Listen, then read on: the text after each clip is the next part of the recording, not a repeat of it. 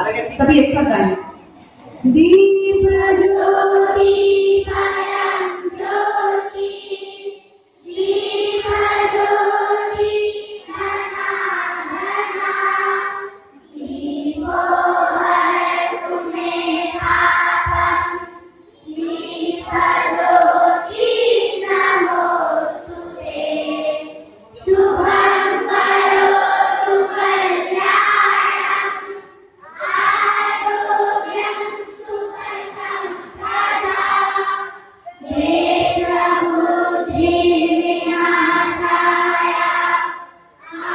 आत्मज्योति नमोस्तुते, आत्मज्योति प्रदीप्ताय ब्रह्मज्योति नमोस्तुते, ब्रह्मज्योति प्रदीप्ताय गुरुज्योति नमोस्तुते।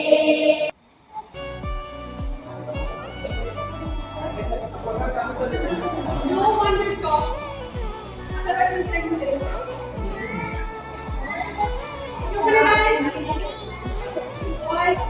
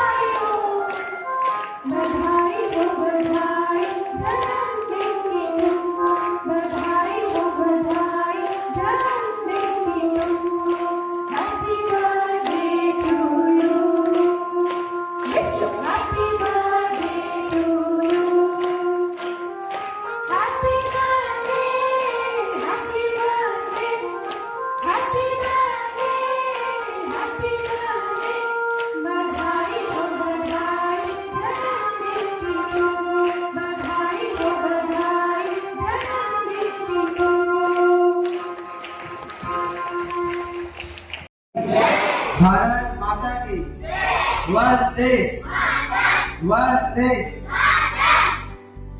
आप सभी को पता है आज हम इस सभागृह में क्यों आए हैं और किसका पूजन किए हैं अभी? एनीवन? कोई आंसर नहीं? जी, डॉक्टर भीमराव अम्बेडकर जी, जिसे हम बाबा साहेब के नाम से भी जानते हैं। ठीक,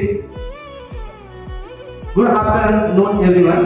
आज हम इस सभागृह में मैं और मेरे सहपाठी एवं विद्यालय के छात्र आज हम उस महान ऐसे व्यक्ति एवं व्यक्तित्व के धनी साहब भीमराव अम्बेडकर जी की जयंती मना रहे हैं, जिन्होंने केवल अपना संघर्ष में ना ही जीवन बिताया बल्कि देश की दिशा बदल दी।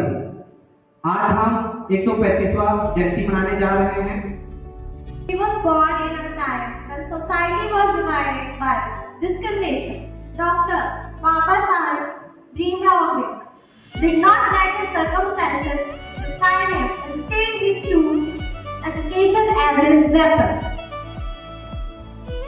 बाबा साहेब का जन्म 14 अप्रैल 1891 में महू एमपी मध्य प्रदेश में हुआ। वर्ग से आते थे जिन्हें उस समय अछूत की दृष्टि से देखा जाता था और बाबा साहेब ने अपने पढ़ाई के समय बहुत कठिन संघर्ष की। Dr. Bhimrao Ambedkar's life was not easy. From his childhood,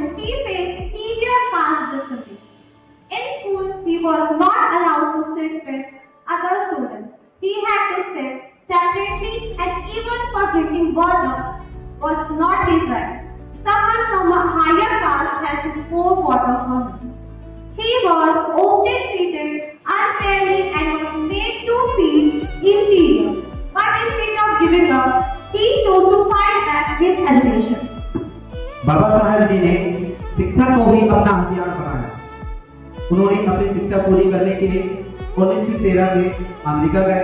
वहाँ कोलंबिया यूनिवर्सिटी से एमए इकोनॉमिक्स की पढ़ाई की, साथ ही उसी सब्जेक्ट में पीएचडी की। उसके बाद 1916 में वे लंदन गए, वहाँ लॉ ऑफ इकोनॉमिक्स की पढ़ाई की और साथ ही 1917 में वे भारत लौट के आए और भारत लौटते ही भारत में नौकरी के समय भी उन्होंने अपने भेदभाव का सामना किया। बाद में वे 1920 में लंदन वापस चले गए और वहां रहकर अपनी लॉ की पढ़ाई पूरी की और साथ ही उन्होंने इकोनॉमिक्स में बीएससी की डिग्री प्राप्त की।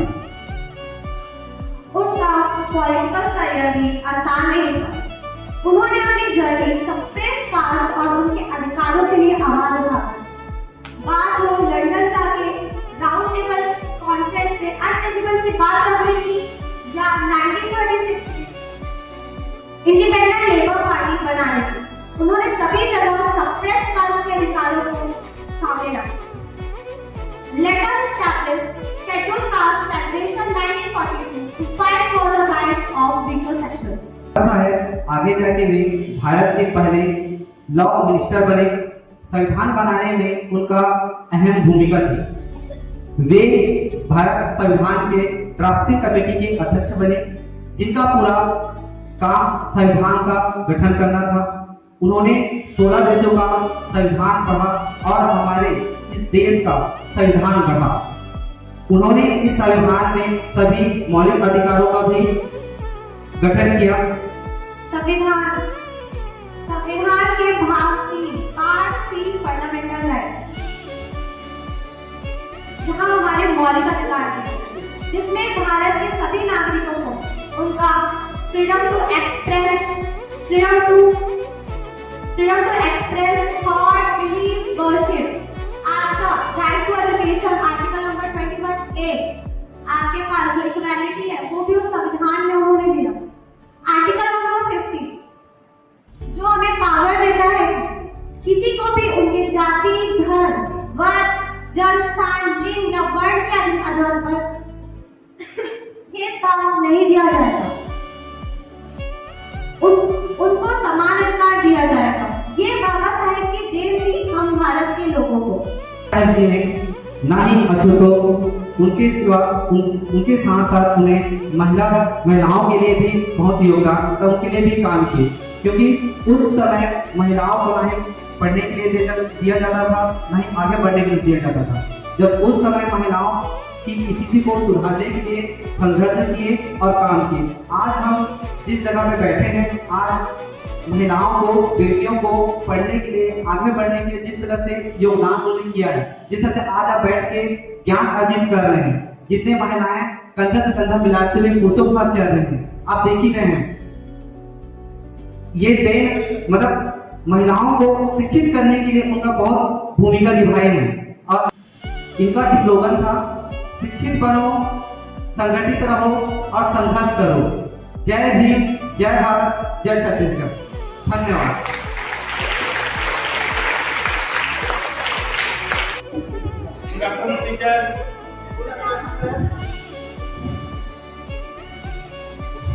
आज 14 अप्रैल डॉक्टर भीमराव अम्बेडकर की जयंती है। सबसे इम्पोर्टेंट चीज उनके स्टूडेंट्स के समय की स्टोरी में आपसे शेयर करने जा रहा हूँ। एक टाइम ऐसा था कि उन्हें क्लास में जो अदर स्टूडेंट से उनसे हमें कटाया जाता था। मतलब ऐसा था कि वो उनसे अच्छा बिहेव नहीं करते थे, उनको क्रिटिसाइज करते थे, पढ़ने में डिस्टर्ब करते थे, अच्छा प्लेस नहीं देते थे बैठने के लिए, जो डर्टी प्लेस था वहां कटाते थे उनको।